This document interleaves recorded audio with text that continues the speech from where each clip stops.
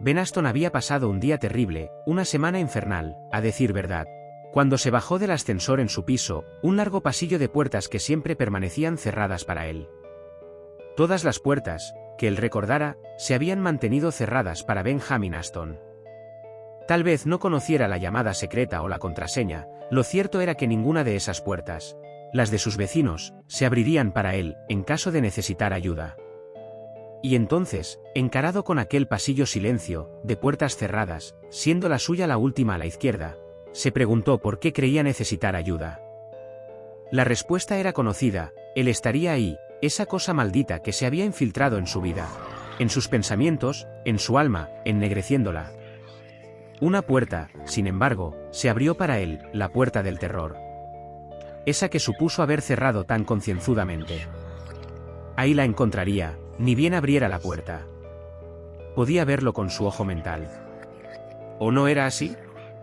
Una semana infernal suponiendo que el ser maldito habría de aparecer. Una semana de insomnio, porque cada vez que cerraba los ojos el maldito aparecía en sueños, torturándolo igual que en la vigilia, incitándolo.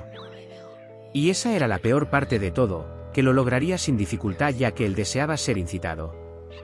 Había probado de esa droga mental, y ahora llevaba una semana de abstinencia. Ben había sentido su influjo, eso no podía soslayarse. Todo el mundo en la oficina se percató del cambio apreciable durante el último mes. Él, que carecía, tal como Beth Olden le dijera en la secundaria, de confianza en sí mismo, de aplomo y carácter, de pronto lo obtuvo gracias a una muleta, literalmente, gracias a una muleta. Pero él había arrojado la maldita cosa al río, luego de aquel incidente en el cual no quería pensar, pero sobre el cual pensaba constantemente. No quería remover el sedimento abominable de su crimen, a pesar de todos sus esfuerzos para no considerarlo su crimen sino el crimen de la cosa maldita, pero volvía siempre, no solo en sueños sino en la vigilia estremecedora. Había ocurrido en el momento de triunfo, embriagado de un poder súbito y en las horas muertas de la madrugada. Ebrio como nunca, por primera vez embriagado de vida, de la conquista romántica, del orgullo en su propio desempeño con Lana Arden, la más deseada de todas las mujeres en la oficina. Y lo había hecho a la vista de todo el mundo, en especial de Brad Milner, ese ser despreciable que nunca perdió una oportunidad para humillarlo. Y todo gracias a él, a su bastón, a su benefactor. Su influjo, sus palabras susurradas a la mente por algún extraño sortilegio que rápidamente dejó de intentar comprender, se convirtieron en actos afortunados. Sus consejos eran infalibles. Las voliciones que la criatura que asumía la inofensiva forma de su paraguas cada vez lo dominaban más. Actuaba por él cuando la situación lo exigía así. Cada vez más se dejaba llevar de la mano por ese benefactor, a pesar de lo ridículo de la situación. ¿No había dicho acaso aquel comerciante de antigüedades que se lo vendió, que no se trataba de un objeto común? Claro que no lo era. Por empezar, estaban las palabras grabadas en la empuñadura de plata en forma de garra cerrada, que decía en latín: Ego sum umbra, ego sum sanguis, ego sum libertas. Las cuales, traducidas, significaban: soy la sombra, soy la sangre, soy la libertad. Las palabras encerraban, lo supo después, una advertencia. La pata de mono, la advertencia de no abusar de un poder que podía cambiar el mundo cambiando a la persona. El abismo también nos mira, y a veces le gusta actuar a través nuestro. Y esa madrugada, mientras la ciudad dormía aún, actuó a través suyo. Aquel pordiosero buscaba calor bajo tierra, en el subterráneo, moviéndose en el destino de los sin destino, de un extremo al otro de la ciudad que le pertenecía más que a ningún otro de sus hijos.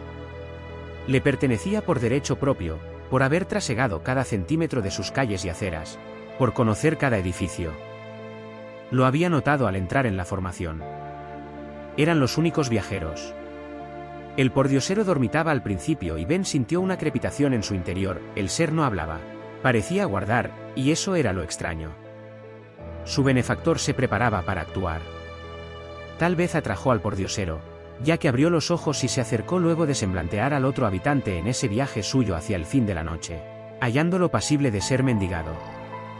Y se acercó con la mano extendida, un bostezo a boca abierta que liberaba al aire de clausura de ese vagón la pestilencia de su organismo, corrompido por la exposición a los elementos en la gran jungla de cemento. Ben ni siquiera se dio cuenta de lo sucedido hasta que hubo acabado. El benefactor lo hizo todo. Como en sueños, vio su brazo ser alzado. Las garras de plata que remataban las varillas del paraguas y se doblaban hacia adentro, de ahí la impresión de ser garras, libres de la cerrazón de la cinta que las contenía, estaban llenándose de sangre en cada ataque. La garra de la empuñadura se cerró sobre su mano, haciendo presión y arrancándole sangre. Pero no era su sangre la que le importaba, sino la de aquel pobre infeliz, el cual cayó fulminado al primer golpe en la cabeza, que desgarró el cuero cabelludo, haciendo manar abundante sangre.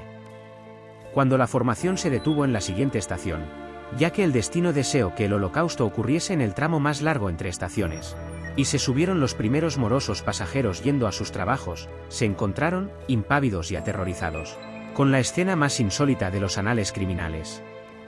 Al principio lo verían todo.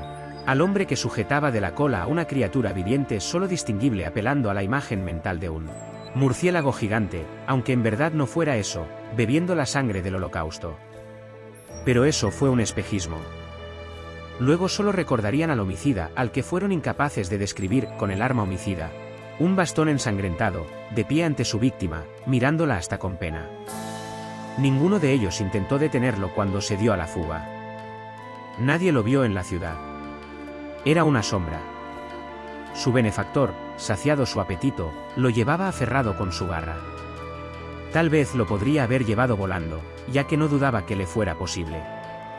Ese mismo día, luego de volver en sí, arrojó el paraguas al río Arrobac, metido en una maleta, viajando 3 horas en tren. Le costó una enormidad hacerlo. Algo dentro suyo luchaba contra su decisión.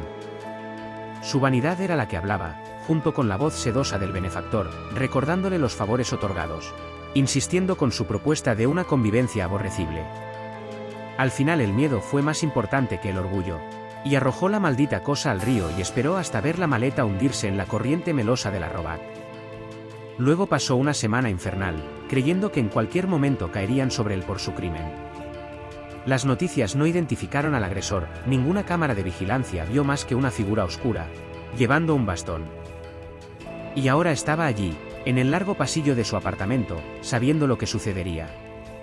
Lo encontraría allí, apoyado contra una pared, burlándose de él por su estúpido intento de deshacerse de su destino, tratando de convencerlo con sus razones seductoras, haciéndole creer que podría tenerlo todo lo que ambicionaba y mucho más.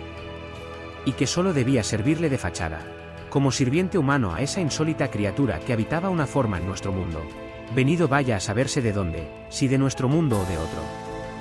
Era consciente, también, que no podría resistirse a la propuesta. La criatura deseaba sangre y necesitaba un sirviente para la muerte gótica de una insólita forma de vampiro, nunca antes visto. A cambio, él tendría sus patéticas recompensas. La noticia no sorprendió a muchos en la oficina. El suicidio de Aston, arrojándose desde la terraza de su edificio de apartamentos, cuadraba en la mente de varios, entre ellas en la de Milner, con aquel bicho raro. Pero el hallazgo del bastón ensangrentado dentro de su apartamento, el arma homicida en el caso del pordiosero salvajemente asesinado en el subterráneo, por su parte, sí dejó a todos sus conocidos, pocos y no en profundidad, en un estado de vivísima perplejidad. Aunque esa perplejidad se sometería al alivio agradecido de que al pobre loco no se le hubiera ocurrido utilizar un arma en vez de un bastón para irrumpir a los tiros en su lugar de trabajo, como en tantas oportunidades. Pero, en definitiva, la gente sacudió la cabeza y a los pocos días habían olvidado a Aston hasta que un hecho fortuito exhumara el cadáver de su infame memoria. El hecho menos conocido de la desaparición del arma homicida del archivo policial de evidencias, sin embargo, sería igual de ignorado, pero de letales consecuencias para las muchas víctimas de salvaje violencia homicida que sobrevendrían. Porque siempre habrá un perdedor radical dispuesto a ser facilitador de la muerte gótica en beneficio propio. No todos poseerán la suicida integridad de un Ben Aston. Si así fuera, la humanidad sería un lugar acogedor para vivir y las criaturas de la noche tenebrosa, los horrores sin rostro que habitan cada objeto, por inofensivo que parezca, y que pueden ser utilizados como herramientas de la destrucción, no tendrían lugar alguno.